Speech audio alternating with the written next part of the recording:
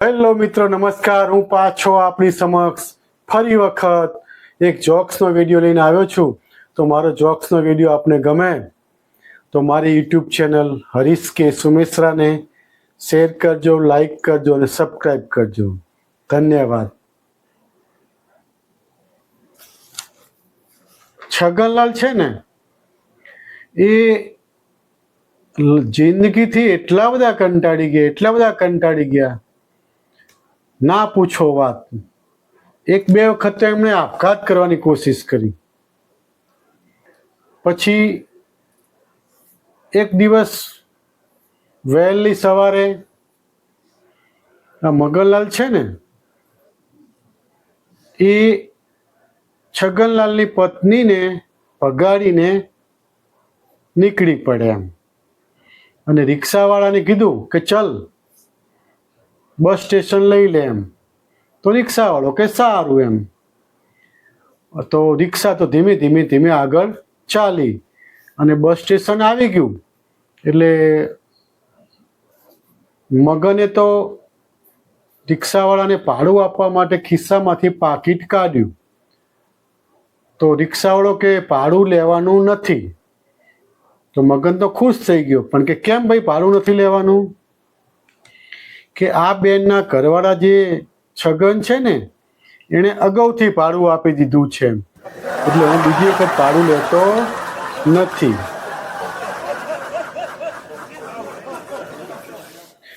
હું એક દિવસ બેઠો વિચારતો હતો કે સાલું આ જિંદગી કેવી છે એમ, કે કોઈ લગ્ન કરીને પછતાય છે અને કુંવારા છે એ લગ્ન માટે ફાંફા મારે છે કે ક્યાંક એમનો મેળ પડી જાય. કોઈ लाने के लिए रो रहा है, કોઈ लाके रो रहा है. મને આ વસ્તુ સમજાતી નથી એમ, કે સાલું આમ કેમ થાય છે એમ, કે કુંવારા લગ્ન માટે તરફડિયા મારી રહ્યા છે, લગ્ન કર્યા છે એ પછતાય છે, અને જેના છૂટાછેડા થઈ ગયા છે એ ફરી વખત લગ્ન કરવા થનગની રહ્યા છે. તો હારું આ જીવનનું કંઈ સમજાતું નથી કે ખરેખર આમાં શું છે.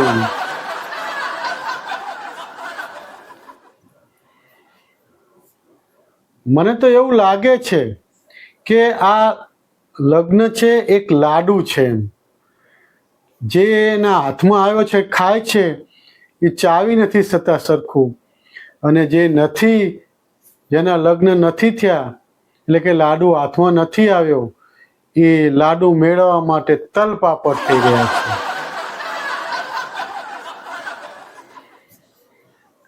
મિત્રો, આપણે જ્યારે લગ્નની સિઝન હોય ત્યારે તો અમુક મૂળ તો એવા હોય કે એક દિવસમાં આપણે 2-4 જગ્યાએ લગ્ન જવાનું હોય. કંકોત્રીઓ એક જ દિવસના લગ્નની 4-5 કંકોત્રીઓ આવી હોય, તો એમાં આપણને સાલું મૂંઝવણ થાય કે હવે કોના ત્યાં જવું અને કોના ત્યાં ના જવું. એટલે મારી તો દરેક જે લગ્નના લે છે એમની કંકોત્રી છપાવે ત્યારે મારી એક નમ્ર અરજ છે કે જમવાનું મેનુ પણ છપાવે એમ, કે આ લગ્ન પ્રસંગમાં આટલું જમણવાર આ મેનુ છે. તો આપણી જેવાને તો ખબર પડે કે એક દિવસે 4-5 લગ્ન હોય તો કોને ત્યાં જવું અને કોને ત્યાં નહીં. એટલે મહેરબાની કરીને હવે જે લગ્નની કંકોત્રીવાળા છે એ જમણવારનું મેનુ પણ છપાવે.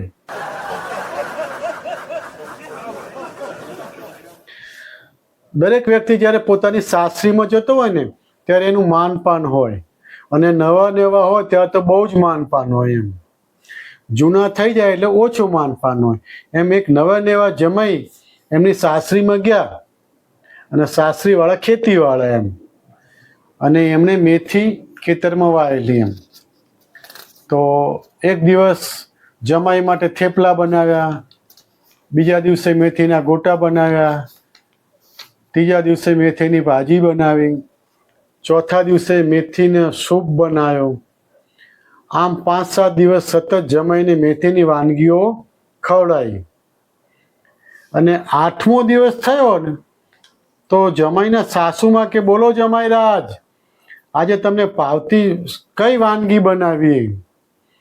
તો જમાઈ કે સાસુમાં તમે ચિંતા ના કરશો, ખાલી તમારું પેલું મેથીવાળું ખેતર છે ને એ મને બતાવી દો, હું જાતે જઈને ચરી આવીશ, તમારે કંઈ ઝંઝટ કરવાની જરૂર નથી.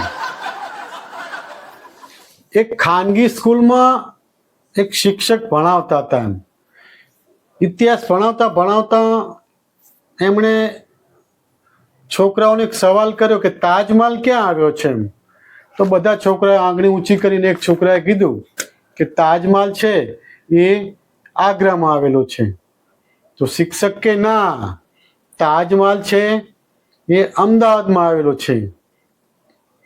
તો બધા છોકરા વિચારે પડી ગયા કે યાર, તાજમહાલ તો પહેલા બધા આપણને આગ્રાનું કહેતા હતા ને હવે આ સાહેબ અમદાવાદનું કહે છે.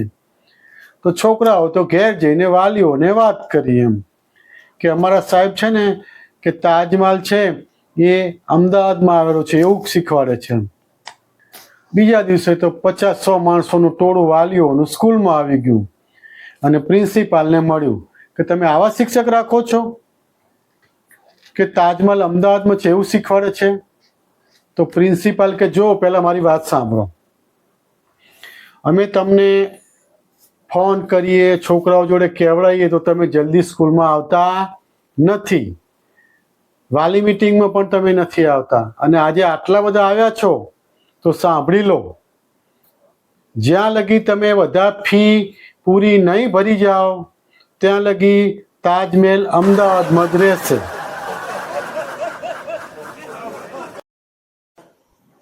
મારો એક મિત્ર છે દિનેશ, એ દિનેશને મેં કહ્યું કે દિનેશ તને યાદ છે આપણે નાના હતા ને ભણતા હતા, પેલી તને ધર્મિષ્ઠા યાદ છે?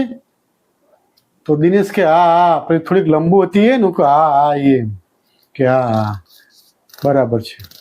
તો પછી કોઈ પેલી રમીલા યાદ છે કે હા પેલી લેસન બહુ નથી લાવતી એ ને બટકી થોડી બટકી હતી એ ને કે હા હા એ હા બરાબર છે. પછી તને પેલી ગીતા યાદ છે? તો મારો મિત્ર દિનેશ કે હા પેલી જાડી ને થોડી ગોળ મટોળ ને બરાબર હા હા એ બરાબર એ બધી યાદ. મેં કીધું તને 35 વર્ષે ધર્મિષ્ઠા યાદ છે, રમીલા યાદ છે અને ગીતા યાદ છે, તો 1 વર્ષ પહેલા તું મારી જોડથી 5,000 રૂપિયા લઈ ગયો છે એ તને યાદ નથી આવતા કે લાવો આપી દઉં એમ?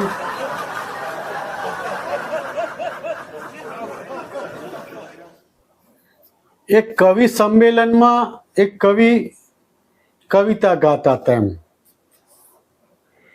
કે સ્ત્રી એવું પાત્ર છે કે જે મંજિલ સુધી પહોંચવામાં બહુ મક્કમ હોય છે, ના ડુંગર જોવે કે ના ખીણ જોવે, બસ એ મંજિલ સુધી પહોંચવામાં મક્કમ હોય છે.